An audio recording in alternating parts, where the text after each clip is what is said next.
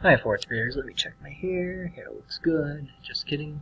What I'm going to teach you about today is place filling. So I'm going to show you this chart.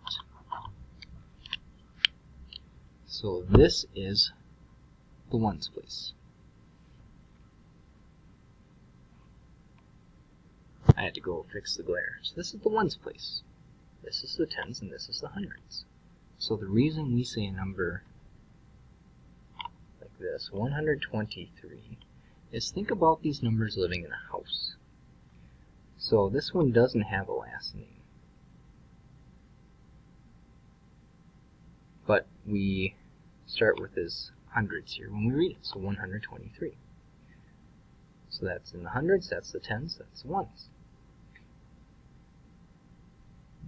Now we're going to look here at the thousands. So if I add this number, the last name is thousand.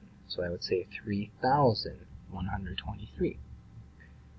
Now I'm going to add a digit in the 10,000s. So now I read this number, 43,123. Now I'm going to add one in the 100,000s.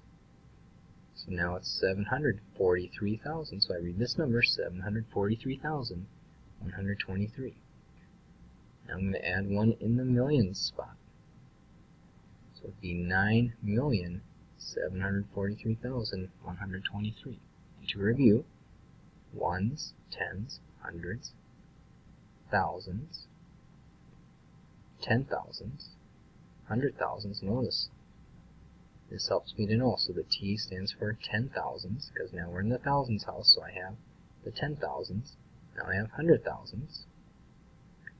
Now I have one in the millions.